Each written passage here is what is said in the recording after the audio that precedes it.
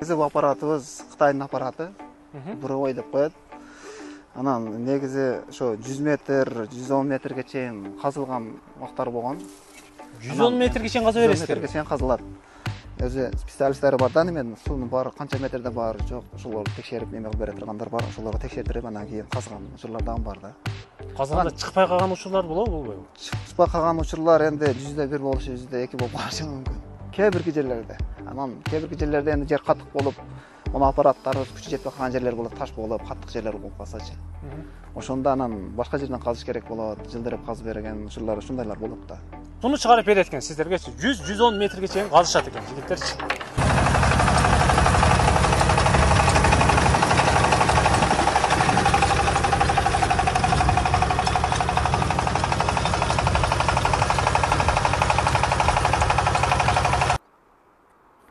Assalamu alaikum урматтуу эл кабар каналынын көрүүчүлөрү, кыргызстандыктар, мекендештер, сак саламатсыздарбы, кандайсыздар?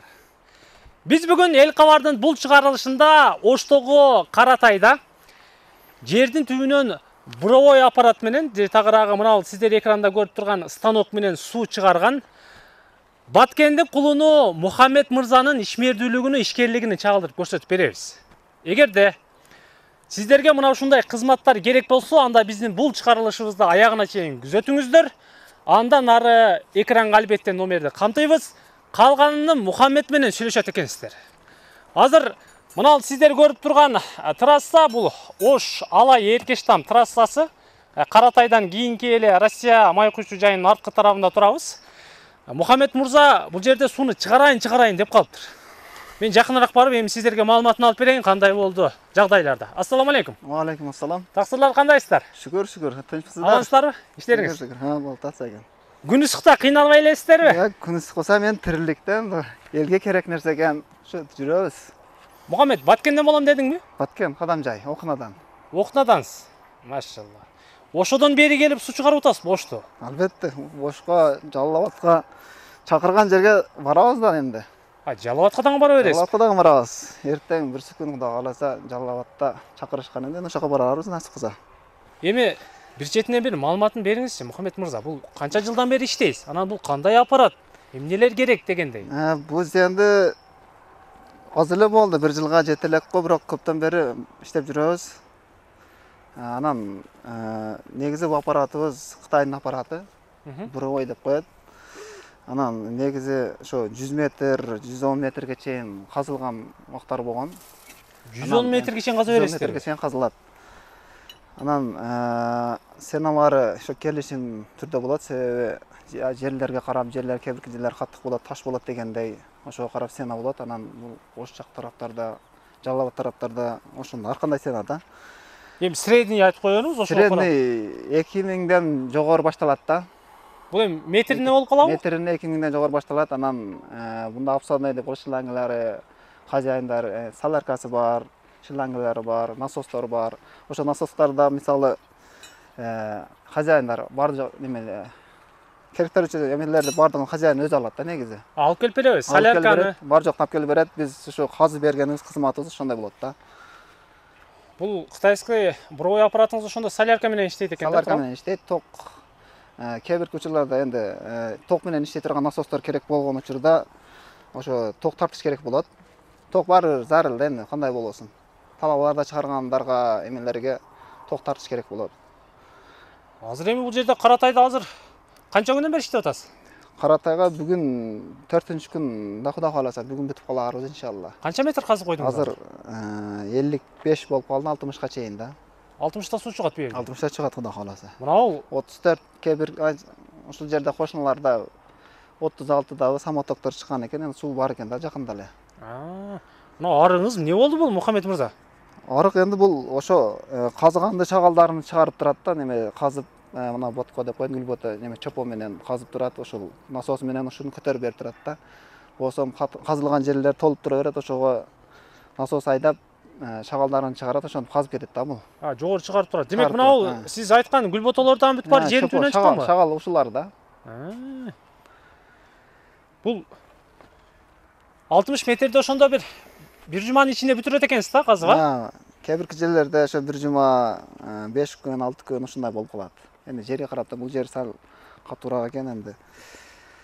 Жакшы эле. Эки адам иштейсиздер. 2 адам, 3 адам иштесе болот, 2 адам иштесе дагы болот, ушундай. Заказчиктер демек объектин берет, соляркасын алып берет. Керектүү баягы шлангаларды алып берет экен да сиздерге. Абсандай деп болот, ошол шлангаларды анан насосторду каалагандай коюшат. Анан кээ биркилери 2 кошуна, 3 кошуна болуп чыгаргандар бар. Ортолукта чыгаргандар бар. Себеби энди кыйналгандарга эми сүйлөшүп өздөрү 3 кошуна бетте чыгаргандар. 2 насос алып калса дагы болот да. Азыр мына бул жерди канчадан казып берип атасыз, Мухаммед мырза? Бул жер азыр 2000ден болуп атат. 2000ден казып берип атасыз. Казып берип атабыз. Бир эле адам чыгарып атабы буну? Буну дагы ошо 2 адам чыгарышып атат. 2 адам ортодо чыгарып атат. Ака-лукалдардын балдары чыгарышып атат. Демек мына үй менен? Бул үй менен бул үй. Бул үй ортодо чыгарып атат экен да? Ортодо чыгарышып атат. 56 метрге казсаңыз, кечке Кудай кааласа, бүгүн бүтүп калабыз иншалла. Чыгарат экенсиз да? Эми кай жерлерге чейин бара аласыз, Мухаммед мырза? Ошо ушул жерди бүтсөк, Жалал Абадда заказдарыбыз бар да, ошол жака жөнөйбүз деп турабыз энди насип кылса. Ал өзүңүздүн машинеңиз менен барып? Машинабыз энди жүгүбүз көбүрөөк 2 машина менен жүрөбүз постоянно ушундай да.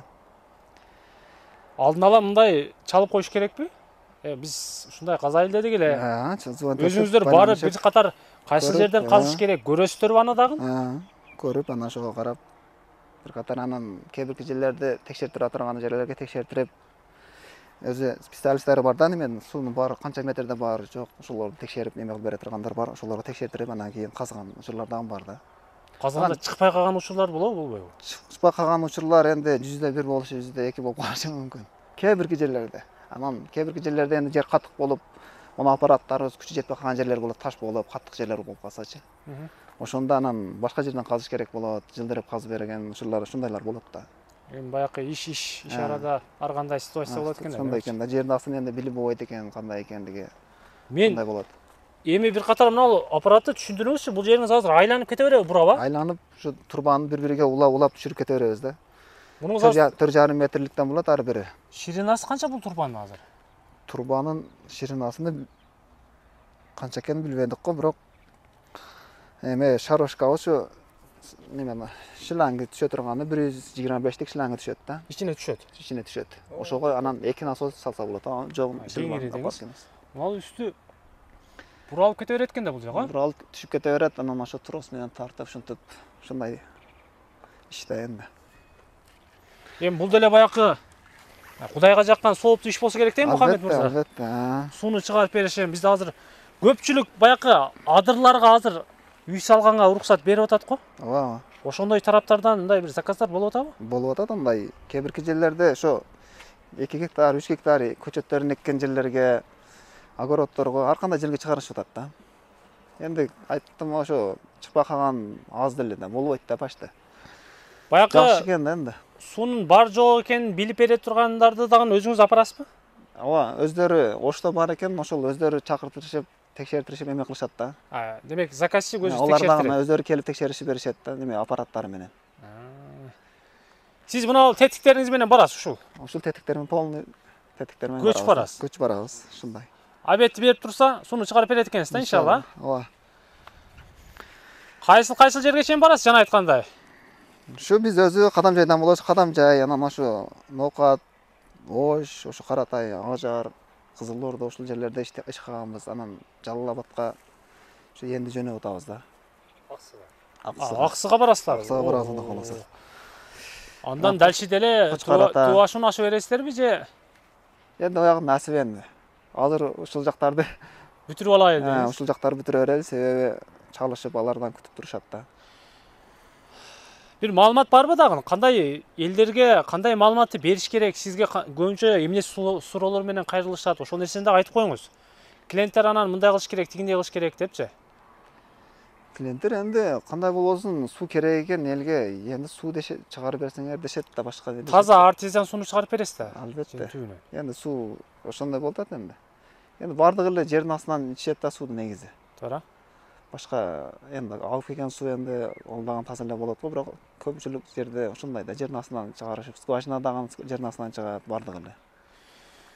Баягы Россияда жүргөн мекендештерди эле сизге чалып айтып койсо, өзүңүз барып казып кое бересиз да, акчасын которсо. Андайлар да көп болот энди, ошолор чалат, анан үйдөгү ата-энелери болсо, ата-энелери же ака дегендери бар, ошолор менен сүйлөшүп барып ошентип казыйбыз да. Казасыз. Демек, мага анда номерди бересиз, Мухаммед мырза. Болду. Мен экранга камтыйм. Буйруса сиз менен ошол номер менен байланыша берет экен да. Кардарлар. Туура эле айттымбы? Ооба. Бир Ошто Жалал-Абадта болот экенсиз да, бир ай. Күзгө чейин болот окшойт, Кудай кааласа. Заказ көп деңиз. Заказ бар эди. Эми көп эмес го, эми бар да. Бир экөөсү бар, ошолорго карап энди бир жерге барсаң, кошуналар келет экен, мага чыгарып бер деп энди барды бир көргөндөн кийин ушундай экен да энди. Бир аппаратты иштетесизби? Кандай иштейт экен ошондон көрөлү, Мухаммед мырза. Болду. Анан мен жыйынтыктай берейин. Болду. Жүргүзө берели анда. Жүргүзө бериңиз. Аппарат каттуу чыгат дедиңизби үнүнү? Үнү катуу чыгат бирок. Кийин жүргүзө бериңиз. Кандай казылат экендигин көрөсүздөр. Мен экранга номерди камтыйм. Калганын өзүңүздөр жакшы билесиздер. Суну чыгарып берет экен сиздерге 100-110 метрге чейин казышат экен жигиттерчи.